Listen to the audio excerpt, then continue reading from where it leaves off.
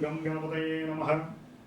आदित्याय च सोमाय मंगलाय बुधाय च गुरुशुक्रशनिभ्यश्च राहवे केतवे नमो नमः।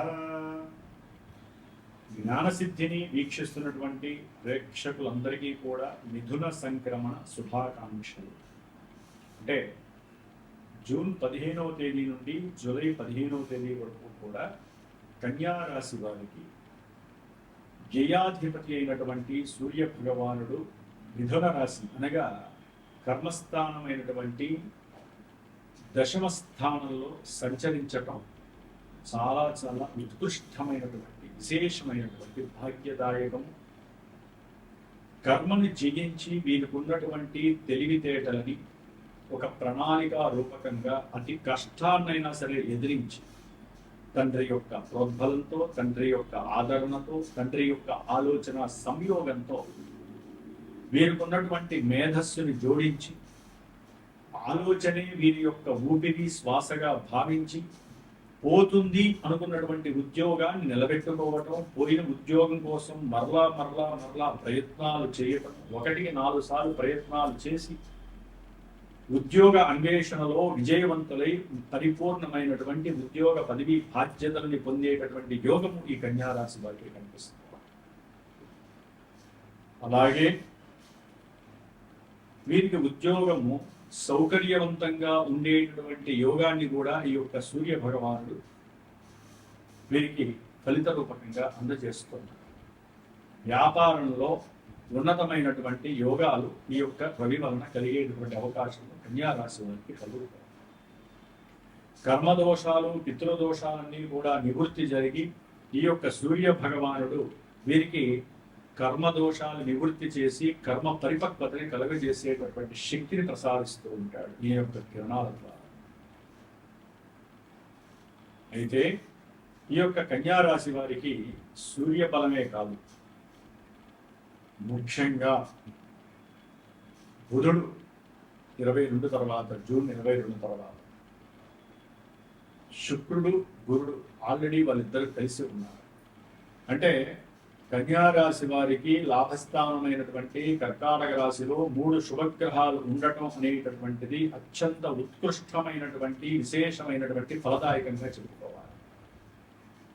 వీరు చేసేటటువంటి వృత్తి, ఉద్యోగ, వ్యాపారాలు ఏవైనప్పటికీ, కుటుంబ వ్యవస్థలో కానివ్వండి, పిత్రార్జిత మాత్రార్జిత విషయాలు కానివ్వండి, భాగ్యరూపకంగా విశేషమైనటువంటి ధనము లాభకరంగా వీరికి లభిస్తోందని చెప్పుకోవచ్చు.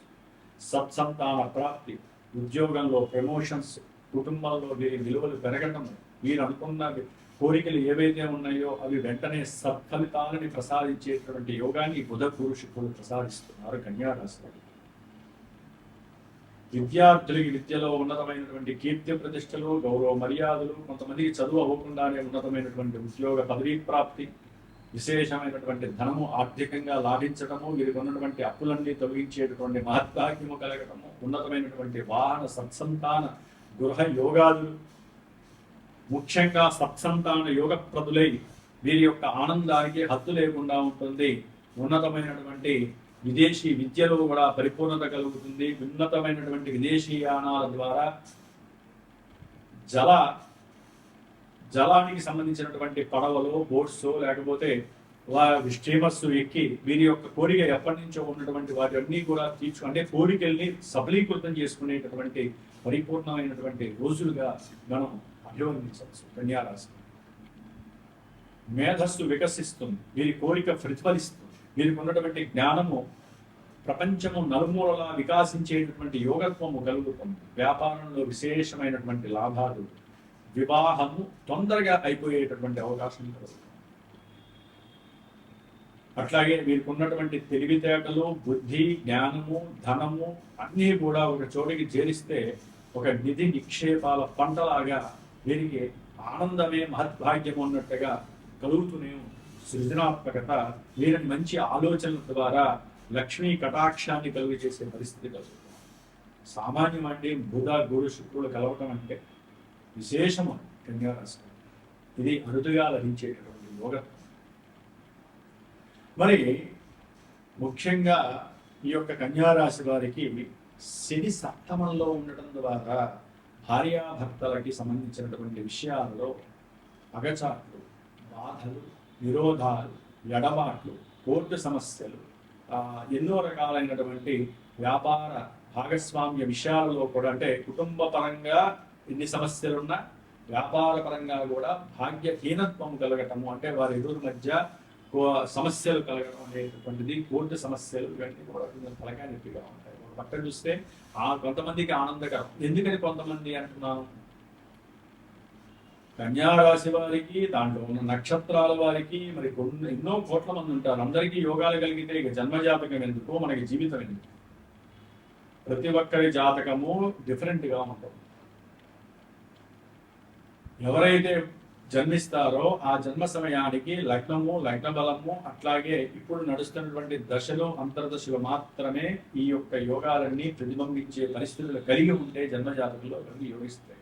కొంతమంది అంటారు, గురువు గారు మీరు ఎంత చెప్తున్నారు, మేము అట్టడుకు వెళ్ళిపోయామండి, వివాహాలు దగ్గర దాకా వచ్చి మాకు జరగట్లేదండి, వివాహాల పరంగా మేము ఎన్నో ధన నష్టాలు కలిగినాయండి, పెళ్ళైన తర్వాత మేము ధనం ఇచ్చి వదిలించుకున్నామండి, సమస్యలు, కోర్టు సమస్యలు, మా పిల్లలు చదవట్లేదండి, అట్లాగే వ్యాపారంలో మోసాలు జరిగినాయండి, ఇట్లా ఎన్నో రకాల సమస్యలు కూడా మా దగ్గరికి వస్తూ ఉంటాయి జాతకరీత్యా. కాబట్టి ఏదైనా వివాహపరంగా కానీ, వ్యాపారపరంగా కానీ, వృత్తిలో జాయిన్ అయ్యేటప్పుడు కానీ, వృత్తి ఏదైనా ఎవరికైనా ఇబ్బందులు కలిగినా, ఏ ఇబ్బందులు కలిగినా సరైన జ్యోతిష్కుడిని సంప్రదించాలి. మీ మనసుకు నచ్చాలి ముందు ఆ జ్యోతిష్కుడు. ఆ గురువు గారిని సంప్రదించి, కొంతమందికి ఏ లగ్నాలు తెలియవు, ఏ రాశులు తెలియవు, ఏదో మా పేరు బలం మీద ఉందండి, లేకపోతే మాకు ఫలానా జన్మరాశిని చెప్పారండి, మరి రాశి బల రీత్యా మేము బాగుంటుందే ఈ సంవత్సరం అంటారు. రాశిపరంగా మానసిక ప్రక్రియలు మాత్రమే మీకు గోచరిస్తూ ఉంటాయి గోచారంలో.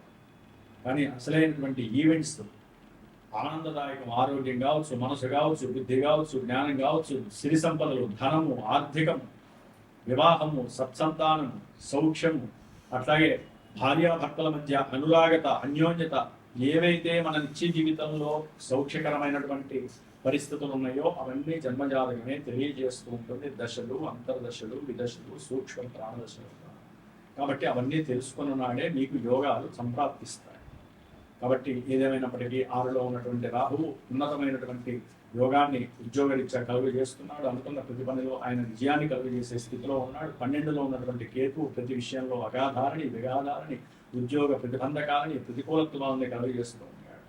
అంటే మనకి ఒక్కొక్క గ్రహము వారు ఉన్నటువంటి స్థానాన్ని బట్టి ఇబ్బందులు కలుగజేస్తాయి. మోక్షపరమైనటువంటి విషయాలైంది కూడా కేతువు మీకు యోగాన్ని కలుగజేస్తూ ఉంటాడు, ఆలోచనలు కలుగుతూ ఉంటాయి.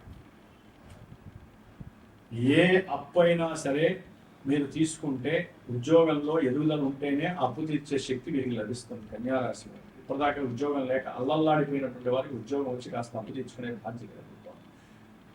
ఎప్పుడూ సరైనటువంటి గణపతి ఆరాధన చేయడం, గణపతి హోమాలు చేయడం, గణపతి చిత్రావృతి తర్పణాలు చేయడం, ఇట్లాంటివి ఏదో ఒకటి గణపతి చేసుకుంటే అప్పులు చేస్తాయండి. కన్యారాశి మరి కుజ భగవానుడు ఇప్పటివరకు అష్టమంలో ఉంటాడు. 20వ తేదీ నుండి భాగ్యంలోకి వస్తాడు. తండ్రి గారి పరంగా వారి యొక్క ఆరోగ్య రీత్యా కావచ్చు, లేకపోతే వీరికి ఉన్నటువంటి కుటుంబ ఆరోగ్య రీత్యా ధనము నష్టము కలగటము, లేదా ప్రయాణాలు, దగ్గరవో దూరాలవో ఏదో ప్రయాణాల ద్వారా విశేషమైనటువంటి ధనము హీనత్వము కలగటము, అన్నదమ్ముల మధ్య విపరీతమైనటువంటి గొడవలు, ఎడబాట్లు, అట్లాగే భూ సంపద కరిగిపోవటము, భూములు ఎవరో కబ్జా చేయటము, మీకున్నటువంటి గృహాలు, భూముల్లో ఎవరో వారి పేరు మీద ఫోర్జరీ చేసుకోవటము, దాని ద్వారా మీరు ధనము ఇచ్చి విడిపించుకోవాల్సిన పరిస్థితులు, ఒక్కోసారి మీ యొక్క భూమి ఎక్కడుందో మీకు తెలియక అల్లల్లాడిపోవటం, లేకపోతే భూమి తాకట్లో ఉంటే అది తిరిగి రాక మీరు ఇబ్బందులు పడటం, ఇలాంటివి భూములకి సంబంధించి, లేకపోతే గొడవలకి సంబంధించి, ఆరోగ్యాలకు సంబంధించిన విషయాలలో ఈయన మహా ఇబ్బంది కలుగజేస్తూ ఉంటాడు. ఉన్నతమైనటువంటి విద్యలు చదవాలనుకునే వాళ్ళకి ఒక రకంగా అయోగ్యదాయకముగా చెప్పుకోవాలి. ఈ విధంగా జన్మజాతకాలలో ఉన్నటువంటి దశల్ని, అంతర్దశల్ని, గోచారంలో ఉన్న గ్రహస్థితులు ఇవన్నీ సంపుటీకరణం చేసి, అమ్మ ఇప్పుడు మీరు ఈ విషయంలో ముందుకు వెళ్ళవచ్చు, లేకపోతే ఈ విషయాన్ని ఇప్పుడు 4 నెలలు ఆపండి, 4 సంవత్సరాలు ఆపండి అని చెప్పగలిగే ఒక గురువు మాత్రమే, జ్యోతిష్య గురువు మాత్రమే. కాబట్టి జ్యోతిష్య శాస్త్ర రీత్యా మీకు ఏదైనా సరే సలహాలు కానీ, ఏదైనా ఇబ్బందులు ఉంటే అవి తొలగడానికి సరైన పరిష్కారాలు కానీ మీరు కనుక కోరుకున్నట్లయితే కనుక, మా యొక్క పీఠాన్ని సంప్రదించినట్లయితే కనుక మీకు సరైనటువంటి అవకాశాలు, సరైనటువంటి యోగాలు కూడా కలిగేటటువంటి పరిస్థితులు ఆ పరమేశ్వరుడు మా ద్వారా మీకు చెప్పించే పరిస్థితిని కలుగజేస్తారు. ధర్మో రక్షతి రక్షితః. సర్వే జనాః సుఖినో భవంతు.